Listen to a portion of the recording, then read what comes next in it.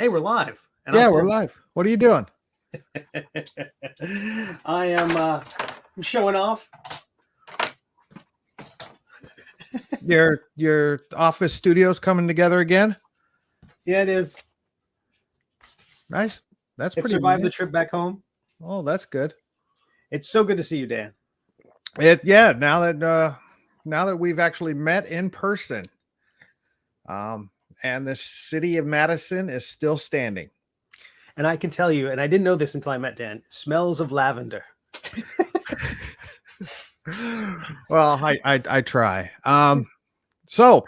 Last weekend was Gamehole Con, and both myself, Dan Taylor, and Steve Conley, we attended. This was our first time at Gamehole Con for the both of us. Yeah, first gaming show for me ever. I know Dan has done the big shows. I just did Gen Con. This is my second one. Just Gen Con. Like, yeah, you were. Well, now I have plural, but yeah. So it was great. It was absolutely great. Yeah, so we're just going to spend the next hour talking about the restaurant Fat Jack's, where we ate 2 of the 3 nights, I believe. And I think we had such a good experience the first time we went there. We went there on Thursday night. Friday night, we had some thing to go to. And then, so we went back Saturday night. And did you order the exact same thing you got the first time? Exact same thing. And so did I. I got exactly the same thing. So not only do we have one restaurant we want to go to, there's one thing we want to eat. Yeah, Fat Jack's in Madison, Wisconsin is delicious. Their hours are a little wonky. It's like 4 to 8 or something weird like that. So, but next year at Gen Con, I think that's not Gen Con, Gamehole Con. That's near the top of the list of what I'm looking forward to. Absolutely, me too. Me too. That was a lot of fun. Gamehole Con was great. It was, again, my first time at a show like that. I've got nothing to compare it to except Comic Cons. I've done tons and tons of comic book conventions. And it was lovely. It was chill. It was it was low key in a way where there wasn't the pressure. There wasn't that, if you go to San Diego or, even the large regional shows like Baltimore Comic Con or Heroes Con, where there's this kind of massive crowd, there's kind of a din the entire time you're there of crowds. That wasn't there. It was kind of casual and pretty awesome in that regard, but still a vibrant convention. It wasn't like it was dead. It was chill. It was fantastic. Yeah, and you look at you're wearing your Gamehole Con. I still have yet to unpack from the show. I managed to start that, and then I got home Monday afternoon. You might have heard on my stream yesterday, but I had I was like, I'm going to get my Odin sleep. I want to, crash at 10, wake up at noon the next day and hit the ground running, packing Kickstarters and stuff like that. And I woke up at 4:30 to a burst water pipe, and I've been picking up the pieces ever since. So, but everything's, the dust has settled. But it was so great to meet you at Gamehole Con. You had a great show, it seemed. No complaints. I didn't have much to do at the show other than wander around and bother the hell out of you at your booth or your table. Well, it seemed like you met a lot of people. It seemed like you did some good shopping. It was a great networking show for me. And conventions generally do tend to be great shopping experiences for me, not for my wallet, but for me, it was fine. But yeah, it was very inspiring to, again, just like Gen Con. I wanted to get back, and I've got so many ideas to work on for Zero Level Media and Catacombs and Comedians and all sorts of stuff. I mean, I was buying domain names while we were sitting there while we were at the show for ideas I came up with. In fact, that's fantastic. Just before we came on, I was working on a cover for a zine because, we met a lot of zine guys. Mm-hmm. And I was hoping to have it ready to show off this morning, even though I've got plenty of other stuff to finish before I start any other projects. But therapeutic this morning, working on a little zine for a domain name I bought. So hopefully I'll have that ready for next Gamehole Con, or if not, Zine Quest, if I choose to do Zine Quest, or all sorts of or it'll just go back on a back burner with all the other myriad of back burner projects that I've got floating back there. So for folks who have never been to Gamehole Con, how would you describe it? It's very much a gamer's, and I don't mean video games, but an RPG, more RPG than board games, but there's plenty of board games. But it's a very much a gamers convention, as in most butts were in seats playing games all weekend at all the various tables rather than other events. The vendors hall or showroom was never overcrowded or hectic like it is at, say, Gen Con or San Diego Comic Con. There was always room. There was never a fear of being trampled if there were a fire or anything like that. Right. Not to say that it wasn't busy. It looked like a lot of vendors were, doing brisk business much of the convention. A lot of this, there were panels and seminar type stuff. There were shows such as our own Catacombs and Comedians presents Catacombs and Creators. But it seemed that more people were there to game rather than to take in the other stuff. Does that make sense? Oh yeah, absolutely. It was far more participatory than Comic-Cons, where Comic-Cons are like you pay admission to shop. Like, I want to pay money to get into the hall so I can buy the exclusive or get a book signed by a creator or buy a book from a creator, or a lot of, in the comic book world, maybe this was also true at Gamehole Con, maybe it's true at Gen Con. They release a new book at that convention to make money because they know that the convention is going to cost a lot of money to go to. So if they have a brand new book, no one can come up to the table and say, I already have that. And so there's a lot of, you sell a lot more stuff if you bring new product. So that's a kind of a reason to go to shows, things like that. But it's a Comic-Cons. But this was like, I don't know if I would be surprised if 3/4 of the attendees ever stepped foot in the, I mean, I would bet a quarter of the people who attended stepped foot in the dealer hall. There was like no reason to go there. They were the table when we went to that zine event on Friday evening. There was a table of people playing Cards Against Humanity. Yeah. What were they going to get in the dealer hall? A plush? No. Yeah, true. And there were tables set up everywhere. There were tables except for the dealer's hall, I think. Right. Were the only place where people weren't playing games, and but then there were promos. A couple booths had promos, of their games going on. So, So it's very much there, and I'm looking forward to playing more games next time. This was my first Gamehole Con, so I didn't sign up for any games at all.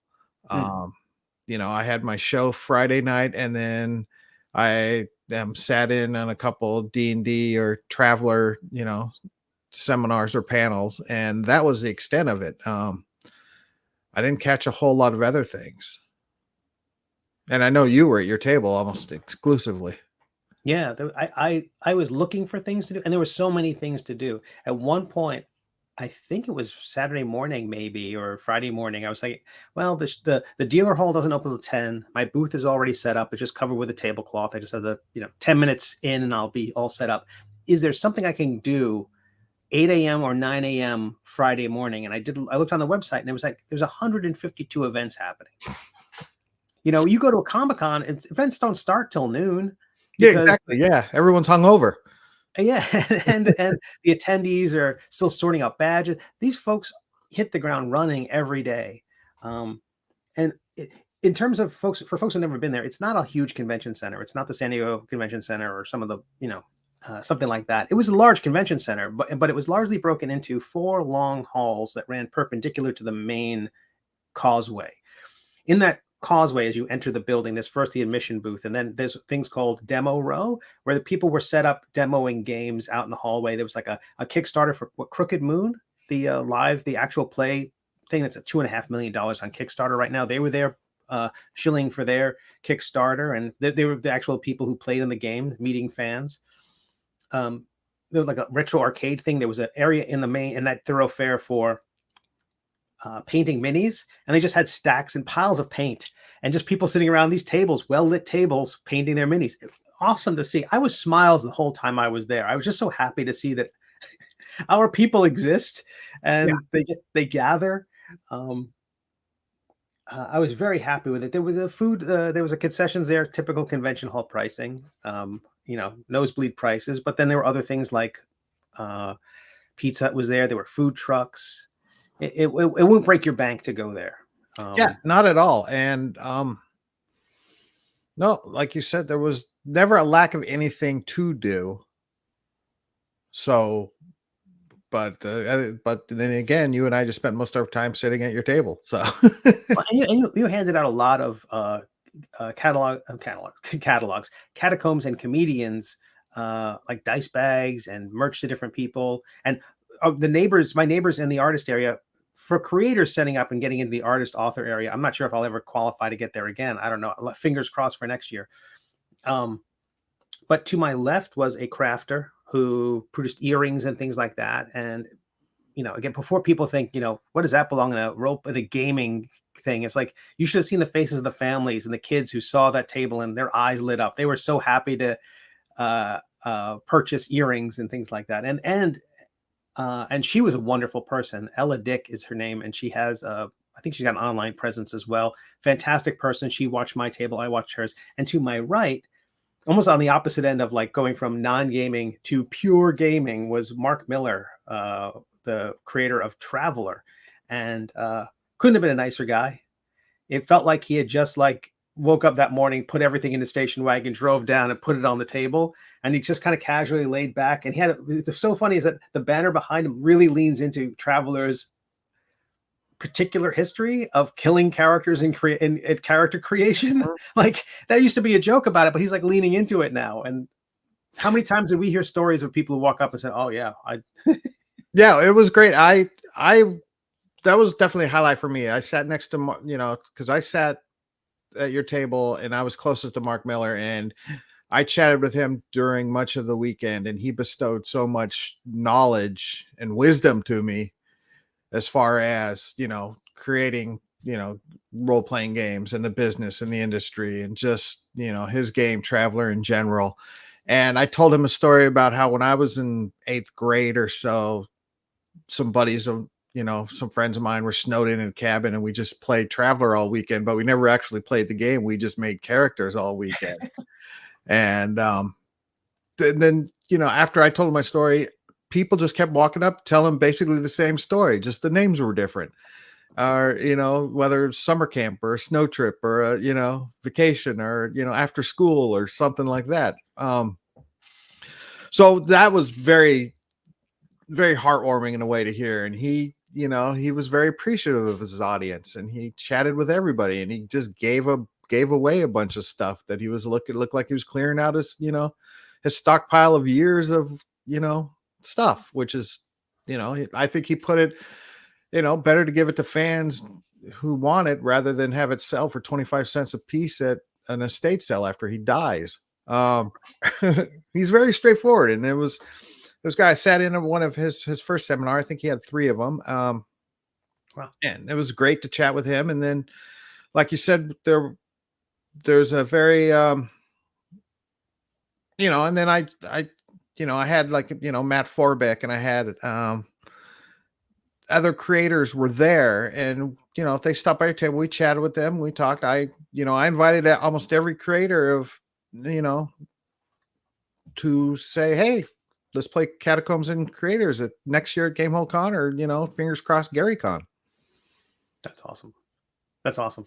I'm Mark. I didn't recognize Mark Miller's name immediately, but as soon as you saw that Mark Miller, like you were like, that really brought you right back. You absolutely have your finger on the pulse of some of this stuff. At one point on Saturday, a older fellow comes up and he starts looking at the minis, and I'm so excited. It's like, because the minis, I've sculpted miniatures, and they do fine at Comic Cons. I sell a handful of them, but the people really dug them. So even if you didn't play 5e, which is the first time I've encountered that anywhere. You go to a mainstream Comic Con, the games people play is largely Dungeons and Dragons, Pathfinder.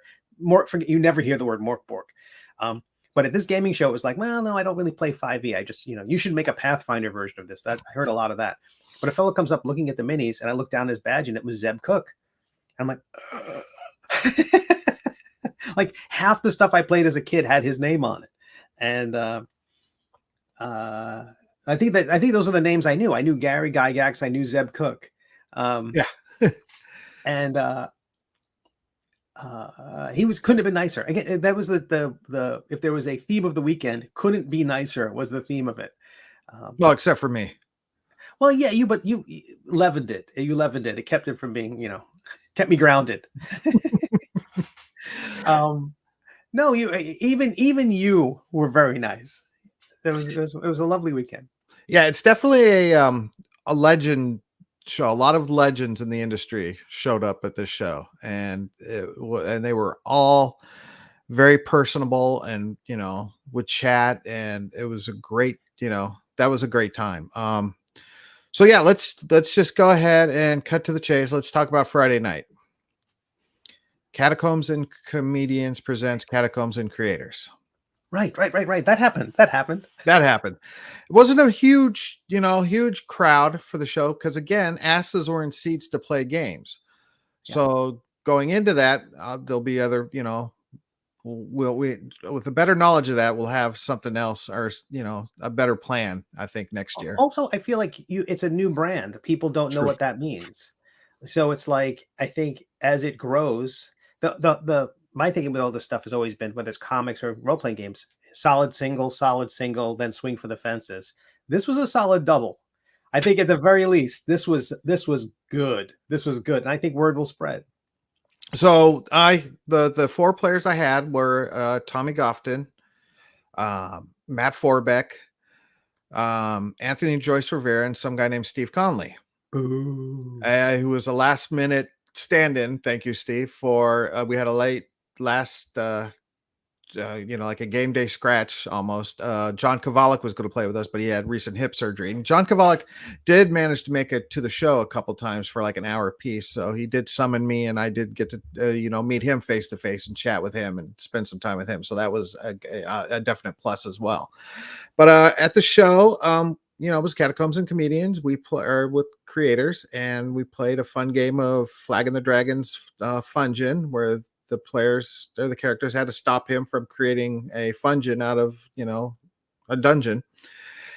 And lots of jokes, lots of standard silliness.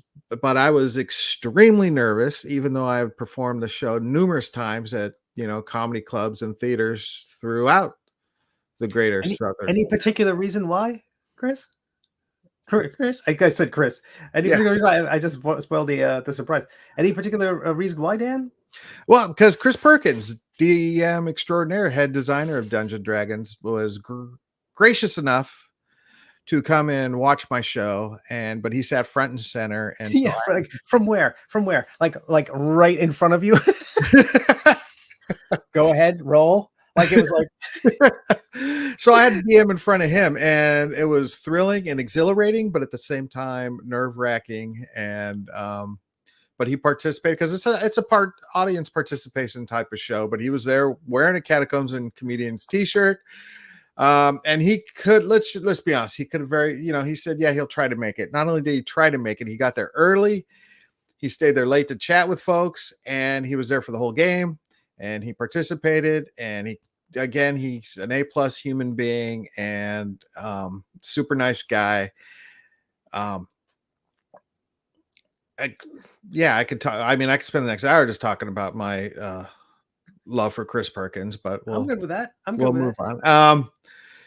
No, well, also I want to sing your praises a little bit, if you don't mind. So at some point before this event, Catacombs and Creators happens, Dan goes to a panel or something that had Chris Perkins at it, and they basically says hi to him and gives him a shirt.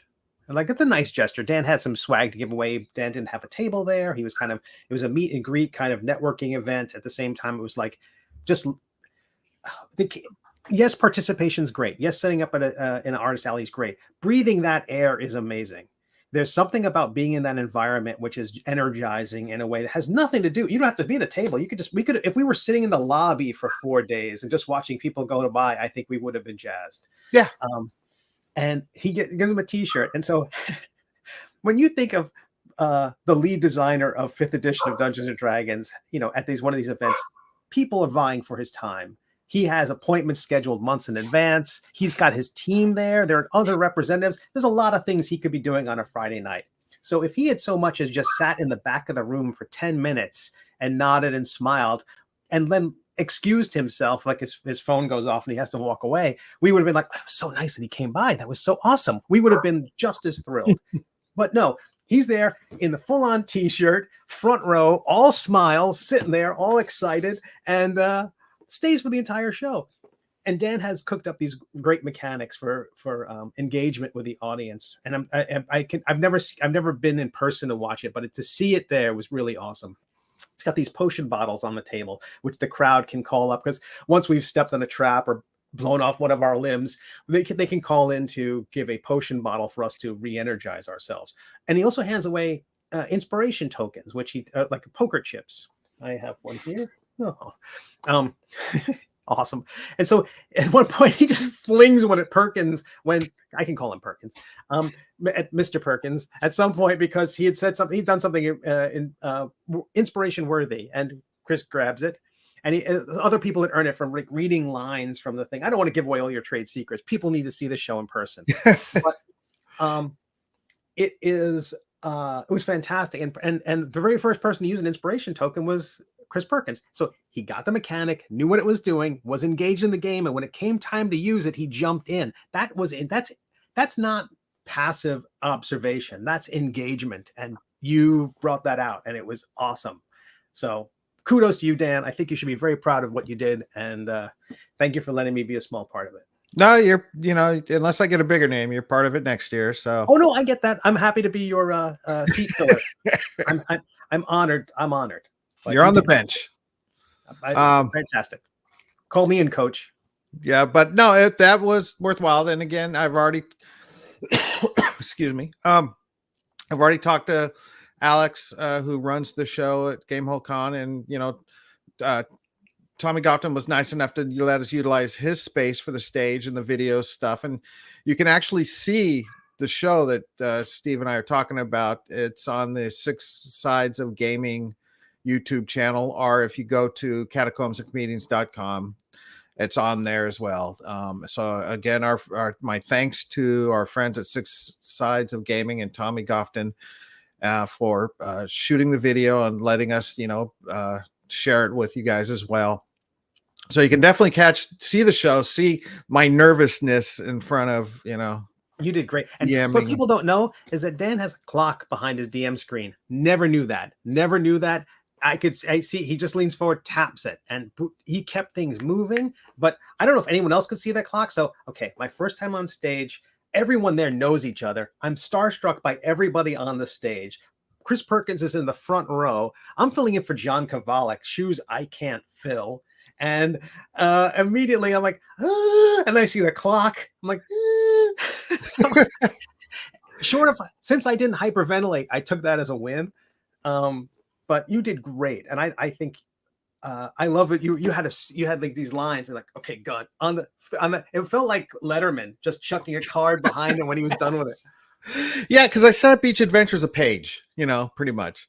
And if I needed to, I do it that way. If I need to shuffle the encounters, that'll probably work better if I do, move it around. So that's how I kind of keep it. And I'm going to put this out as an adventure, a module. And we'll design it that way.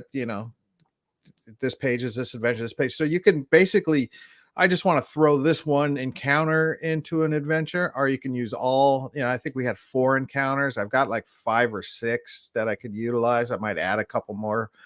And so, it's very modular. That's because I have to do that, because I never know how much, especially on stage, comics are going to riff or, go off on a tangent. Right. Where I have that clock there watching me, me watching the clock, because I got to do an hour and a half.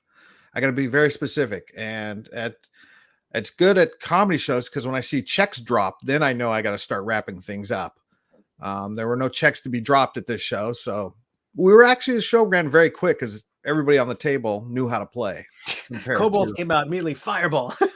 Compared to doing it with stand-up comics. So I don't know what adventure will be next year. It won't be this flagging this the Dragon's Fungeon, but I gotta keep in mind that people that create games are way different. It's a way different animal than people who never play D&D and just tell jokes on stage. So right. that was it was a learning experience. I'm there. I'm doing my movement. I'm taking my action. I've got a bonus action, and I feel it's like, well, I had the sense of, well, Steve, you just did your thing. Why are you doing other things? I'm like, I'm playing Dungeons and Dragons, damn it. And I'm like, I have optimized my character. No, we're just up here to do funny things and tell. I know. I've learned my lesson. I thought this was Dungeons and Dragons, and I was playing kind of an advanced dungeon, and it was Whose Line Is It Anyway meets dropout college humor stuff. It was awesome, and people had a great time. Lots of laughs. A lot of rules were broken, a lot of rules were bent, a lot of rules were thrown out the window, but I think everybody had a good time. I had a good time. I hope the players had a good time. I hope the audience and above all, I hope Chris Perkins had a good time. Well, I hope you had a good time because you did great. I'm very proud of you. All right, so that show aside, what else did we do at Gamehole Con? After that, so Friday we're on a high after that. So again, let me just a little postscript on that. So it ends. I'm like, oh, before we leave the stage, let's get a photograph. I always kick myself early conventions I went to. I didn't get a photograph. Like at one point, early on in my career, I got a photograph with Will Eisner just because someone said, ooh, get a photo. And I'm like, okay, I'm trying to do that. So I think I try to help you with that too sometimes too. Like, Mark Miller's right there. Let's get a photo. No, I'm glad you made me you took photos of me with a bunch of people because I never do. Yeah, good. Well, good. It's important that they get to memorialize when they met you. And, I see you didn't post that one picture of you and I where I'm flipping the bird. Did you? Yeah. I might have edited that in post. I view these things on my phone and I just forward ones that aren't blurry to my desktop. But you flipped the bird. Fantastic. So at the end of the event, I'm like, can someone take a photograph of us? And it was Chris Perkins. Hey, give me a photo. And so he took the photograph of us. So photo by Chris Perkins. Maybe the best thing he's ever done. And then he hung out for a while and talked with people. And I get everyone else on the stage is like, oh yeah, that's Chris. I know everyone else is like, oh yeah, there's Chris. But I'm still like, should we stand when he came in the room? Should we all be standing? But he hung out for a while. But after that, we were invited to a zine event, which was hosted by the World of Game Design. Apparently, they do that every year. It was Friday night in a ballroom, and it was just a bunch of. I didn't know entirely what to. Fantastic, and it was just a bunch of people talking shop. Now we missed the first hour of it, hour and a half or so, because we were, hanging out with Chris Perkins, and it was great to talk shop. I loved it. They were talking about the prices of zines, distribution of zines, tips to use for backer kit, all this stuff. Paper quality, What's that? Paper quality. Paper quality. Yeah, I ate that up. I probably bored people to tears, but I thought that was great. That was great. And the guys in World of Game Design, Troy and Zach provided pizza for people, and that's why we didn't eat at Fat Jack's that night. Right. Well, and they closed before. I think they closed before pretty much the time Flag and the Dragon was dispatched. That's when they were closing. So, but it was great. It was absolutely great. Any takeaways from? So you could talk about that zine that you got there. Yeah, I stole the zine. I think Levi Combs made 50 of them, and I just happened to get the last one.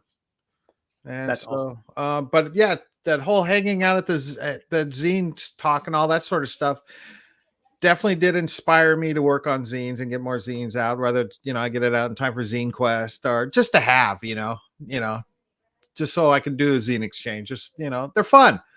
All the guys, there's all sorts there that people were doing it. So I'm working on a few.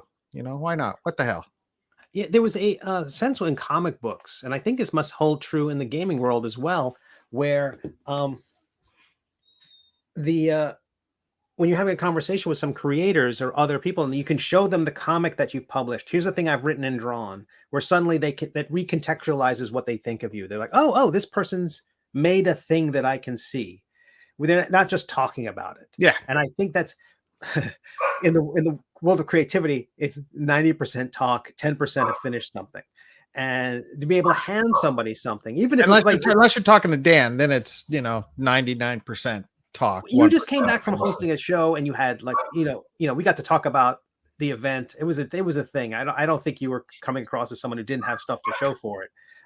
Perkins was walking around in your t-shirt. I think you had something to show for it. But you also had the dice bag and the QR codes to get copies of your books over on Drive-Thru-RPG. Foulbear trading card, buttons, enamel pins, the lanyards. Yeah. Tons of stuff. And so, but having a zine next year would be great because people could just immediately get a sense of who you are, your sense of humor, things like that. I felt like my book, Intoximancy, was very well received. I wish I had a t-shirt that said Intoximancy across it. More people have heard of it than me. I was surprised by the number of people who came up and said, oh yeah, I either got this or who had heard of it. Like, oh, I've heard of this. I'm like, how? It had a Kickstarter and I've got a little bit of a following. 450 people backed it, but I guess because of the concentration of people who come to this event and then the concentration of people who are interested in Zine Quest on Kickstarter, that Venn diagram is probably a little more significant, right? Like people who, if you're going to Gamehole Con, you're checking out Zine Quest on Kickstarter. Yeah. If you're an RPGer, right? Yeah. So I shouldn't be that surprised, but it's so much of it was surprising to me as a brand new. Do I see a bunch of people following us? Yeah, well, thank you everybody for jumping in.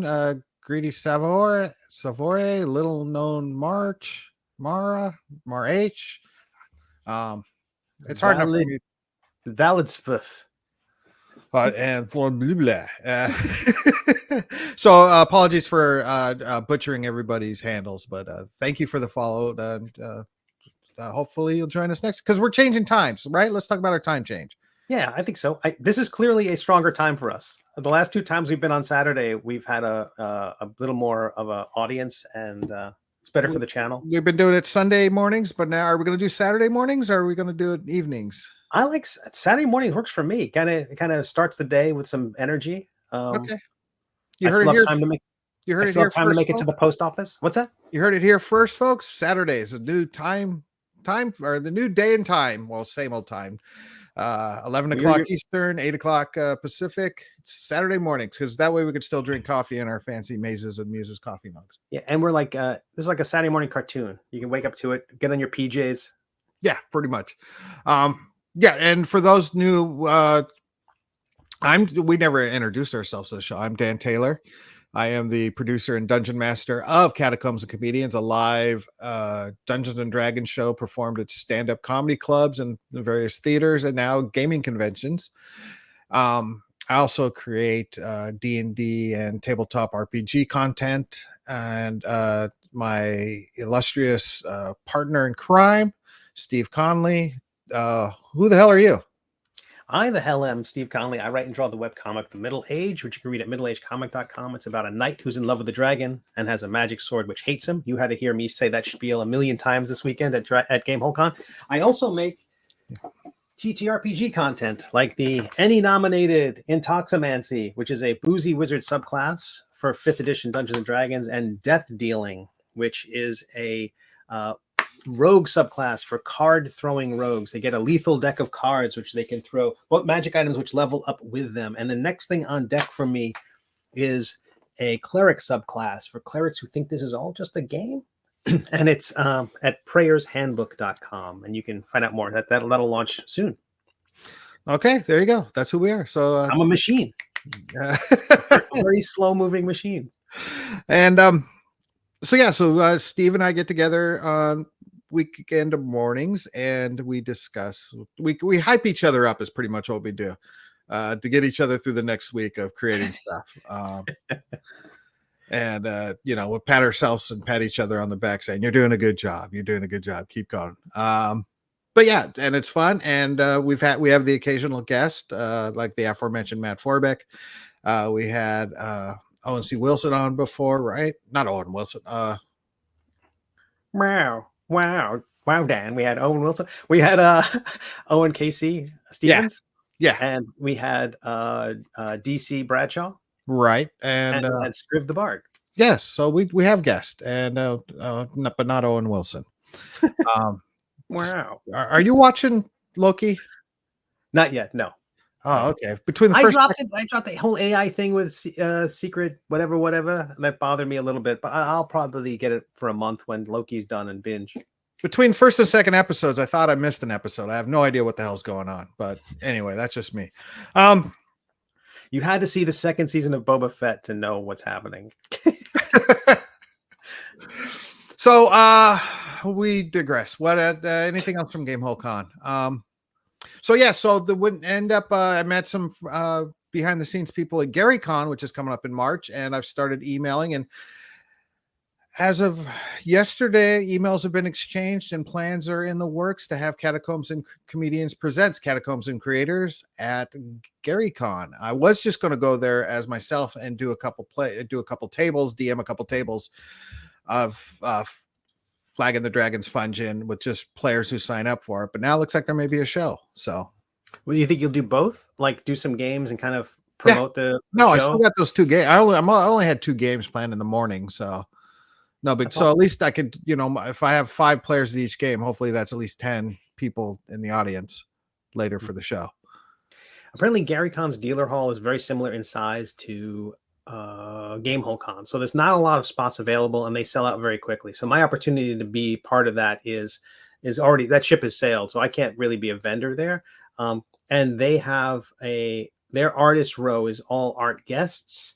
I think there are people who are brought in, and it is a murderer's row of amazing creators like Jeff Easley and Larry Elmore, and it's just everybody there is a name, like a big name, a legend. And so, as someone who is not a legend, Legend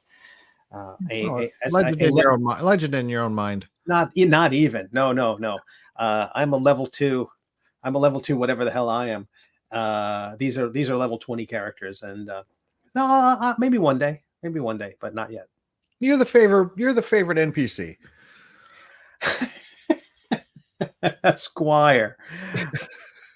But Gamehole Con, I'm definitely going to try to get back into that. I don't see myself doing many other gaming conventions. I don't see myself doing many other conventions except Gamehole. I'll do Baltimore Comic Con, I'll do Gamehole, I'll do Heroes Con, South Carolina Comic Con, the SC Comic Con.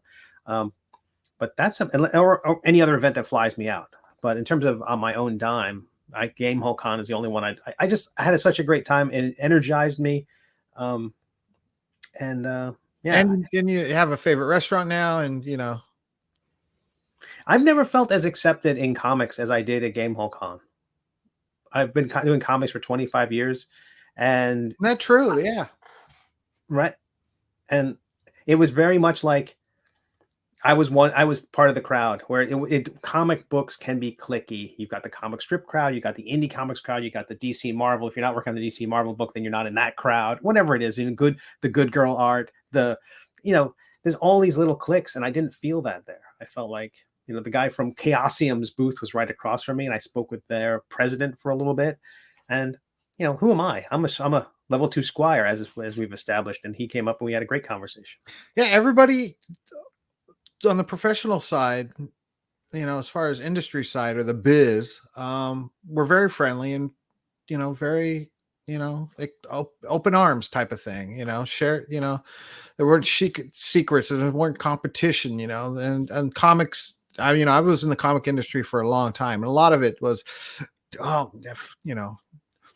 don't like that writer because he got the writing job that I didn't get, type of thing, or right. That artist got the artist job gig that I didn't get, and you're competing for everything, but we're all just, there to have fun and play games, apparently. So, and because we all have our unique voice, no one does what I do. No one does what you do. No one does what Levi does. No one does what Troy Sandlin does. No one does, everyone's got their own little thing and has their own voice. And the idea that you can't replace one of us with another one.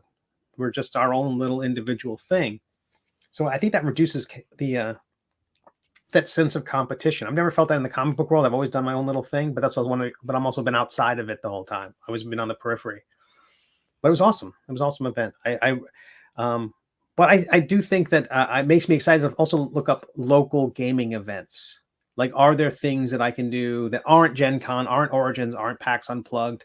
What are the things that I can do that are just, people, everyone around you is playing a role-playing game somewhere, and tapping into local communities is probably a really good idea.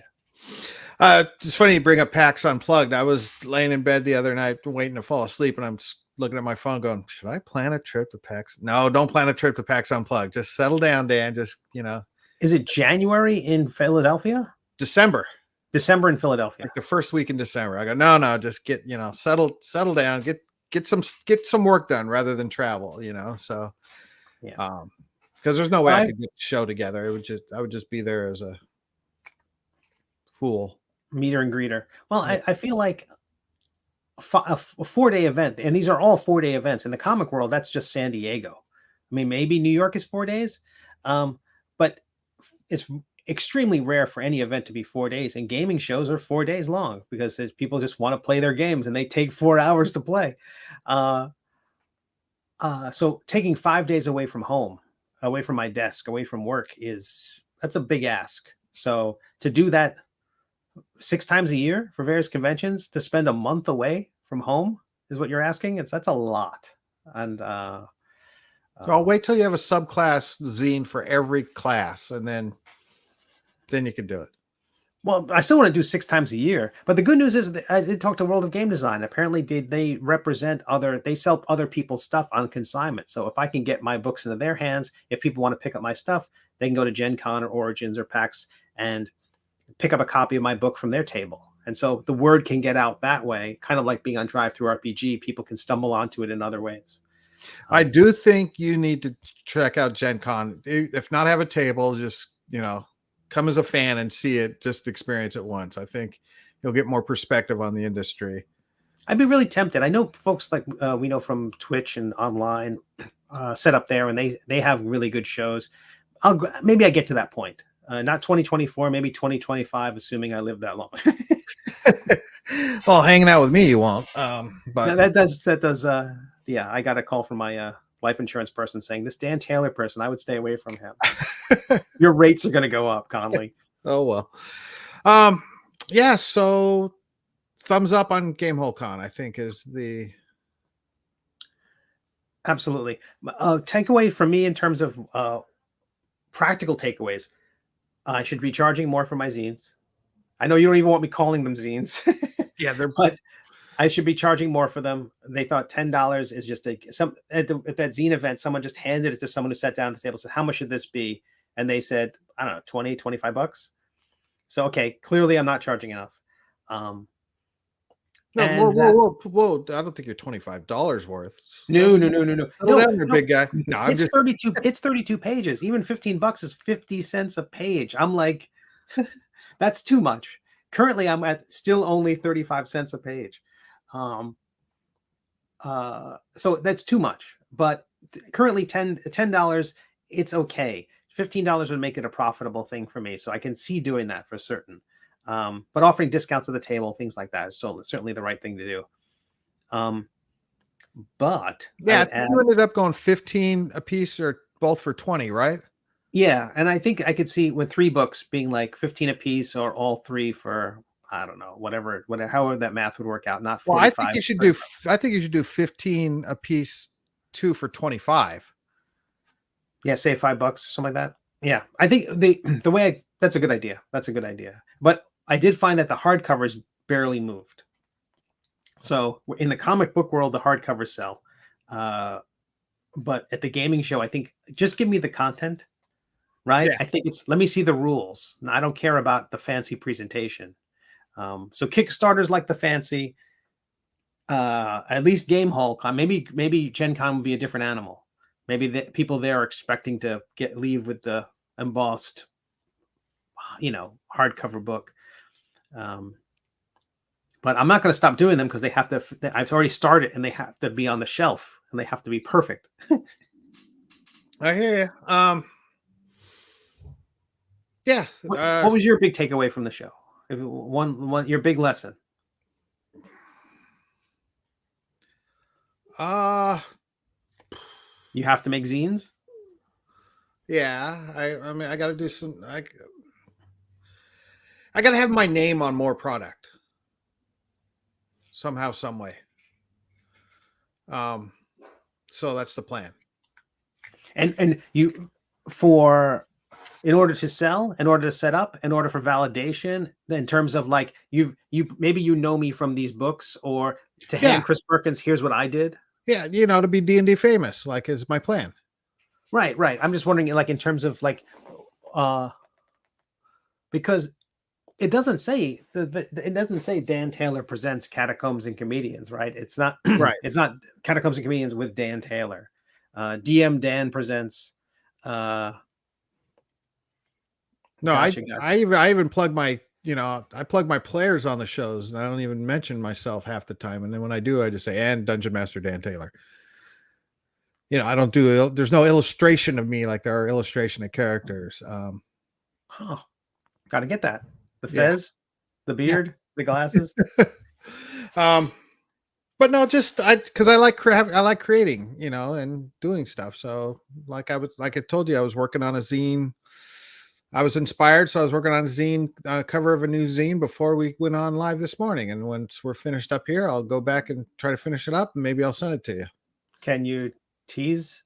No, okay, not yet. But I will say it's got a silhouette of Bigfoot holding a laser rifle. So there you go. I think that counts as teasing. That's awesome. That's awesome. Yeah, that's precisely what I was looking for when I asked for that. Like, you didn't have to give me the title of it, but that's awesome. But yeah.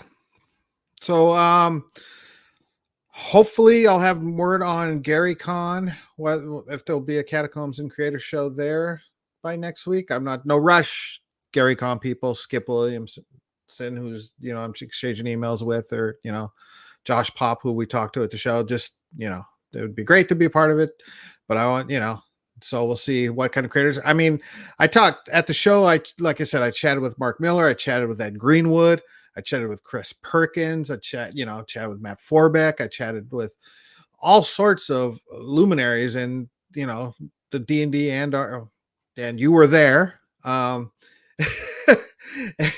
In the D&D and tabletop role-playing game industry, or the biz, or whatever we're community we're calling it. So it's a fun community. I like this community. I've been playing these games for over 45 years, so I want to keep I want to be a part of it, so that's my plan. Well, you did great, and it was so good to see you. And yeah, I'm excited for the next one. I'm not excited to go back to another show just yet, but I am excited to get back to the table and finish shipping out these books and getting. Yeah, where the hell's mine? I didn't even get it at the show. You didn't get one at the show? No. Oh, we were like, well, wait till the end. And then you were like, it's noon. I'm out of here. And they were gone. You warned me that at some point that like you were just going to vanish, like Dungeon Master from the cartoon. I looked around and does he do that? I want to be famous, but yet my social anxiety peaks about Sunday morning, and after being at the show for so long, I'm like, I had to get out, and I drove straight home the whole time. I didn't even stop. Oh, really? You didn't grab a hotel on the way back? You went right back? 9-hour drive home, just straight. I wanted to get home to my kid, my wife, and my dogs, and my cats. So I just beelined it, and and now I'm starting to get back. All right, let's get creative. Let's create some D&D content. Let's create some tabletop role-playing content. Let's get the Catacombs and Comedians online stream worked on and figured out. Because I did go to a panel about streaming, and so I'm inspired, and Zero Level Media is going to rule the tabletop community soon enough. Or not. Yeah. Does it have to rule? Did I say rule? You said rule. That's gonna rule the tails. I feel like I'm just like, I'm one of those small mammals that scurries around the dinosaurs. I'm just gonna be like, can I survive? Can I survive? I feel Yeah, like I don't. Yeah, I don't. With my anxiety, there's no way I can rule anything. So yeah. well, you rule. To me, Dan rules. Yeah, you're awesome too. Awesome sauce. I'm sorry you had to see that. Kids are still saying that. They are. They are. It's coming back. It's No, coming back. we'll bring it back. All right. I think we have destroyed this show. Burnt it to the ground. Yep, it's over.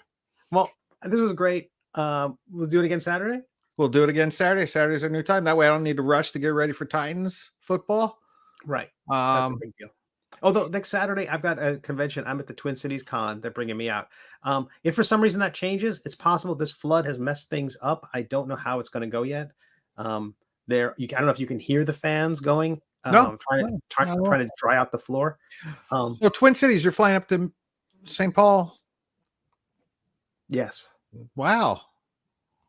And they're flying you, and you're a guest at this one, right? Mm-hmm. Okay. So it's a little bit easier. I'm top of the C list in the comic book world, and I'm completely unknown in the gaming world. So there you go. Our goal is to be a guest at game shows. Gaming. Oh, absolutely. I mean, I think that's part of it. Is just that the goal is to make stuff that people like, so that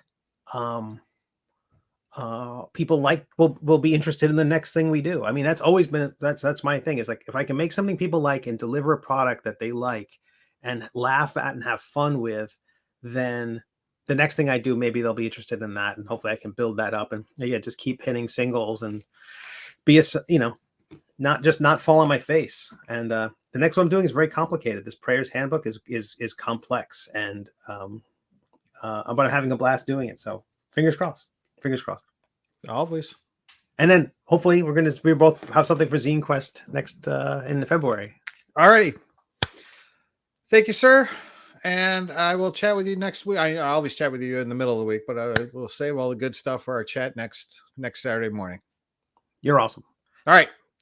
No, you're awesome. And everybody out there, thanks for watching, whether you watched it live, whether you're watching it on demand later on YouTube or Twitch or Facebook, because we're available on all of those.